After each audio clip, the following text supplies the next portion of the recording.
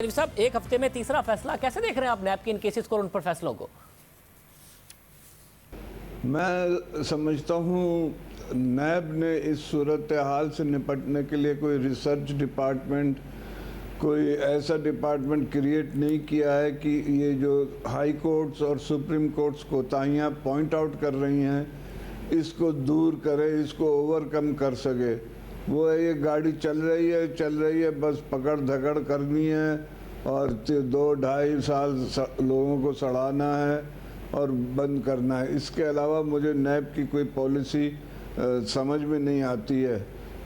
कितने रिमार्क्स आते हैं 2 साल से 3 साल से हम देख रहे हैं, लेकिन कहीं सुधार नज़र नहीं आता कि नैब ने उस चीज़ को दूसरे केसों में अवॉइड किया हो।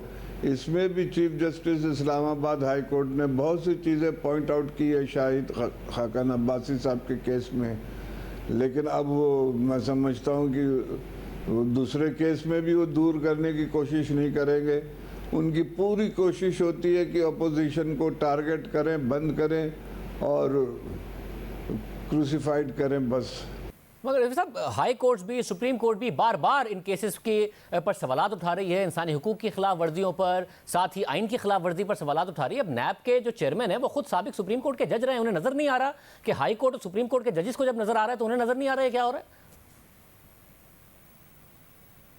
बस वो बोर्ड की मीटिंग प्रिजाइड करते हैं, उनका यही कि काम है कि जी इसके खिलाफ इन्वेस्टिगेशन शुरू कर दो, ये इसके खिलाफ रेफरेंस फाइल कर दो।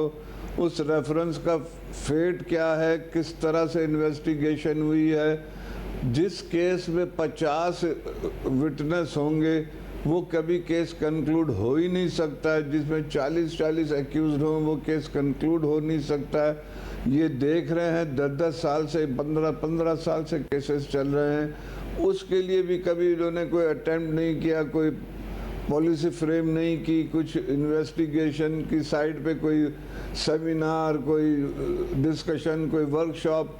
बस वो बैलगाड़ी चली जा रही है, अपना आँख बंद किए रास्ते पे, ये भी उसके पीछे चल रहे हैं। ये they are non serious in eliminating corruption from society. मगर गिरफ्तारी का इख्तियार है चेयरमैन नैब के पास, वही ऑर्डर करते हैं। साथ ही जब जमानत की मनसूखी के लिए सुप्रीम कोर्ट से रुजू करते हैं, जब हाई कोर्ट का फैसला आ जाता है, तो एक शख्स जो सुप्रीम कोर्ट का जज रहा है उनका यह फोकस क्यों नहीं होगा कि भाई मैंने गिरफ्तार क्यों करना है, शाहिद खाकान अब्बासी साहब कहाँ भाग रहे हैं, दूसरे कहाँ भाग रहे हैं, जिन्होंने करप्शन की है, तो उनका फोकस हो कि इन्हें साबित करना है। अब जब जमानत की मनसूखी हो गई, इतना अर्सा उन्हें गिरफ्तार रखा, जब जमानत हो गई तो उसकी मनसूखी कराने के लिए क्यों अदालत से रुजू करना है? शासिब, जैसे मैंने शुरू में अर्ज की थी ना कि इनका काम सिर्फ पकड़ धकड़ है। ये हैरासमेंट फैलाते हैं, लोगों को वार्निंग देते हैं कि तुम सीधे चलो, और कोई काम नहीं है। वरना तो अगर वही मैं कह रहा हूँ ना कि अगर सिंसियर होते तो इस मुल्क में आज इतना करप्शन, इतनी सख्ती से एहतसाब हो रहा 3 साल से और कुछ फ़र्क नहीं पड़ रहा कि करप्शन का लेवल गिर जाए। वो वहीं के जूं के तू लेवल पे कायम है। वो इनकी कोताहियाँ, इनकी नालायकियाँ हैं। बहुत शुक्रिया रशीद साहब हमारे साथ मौजूद।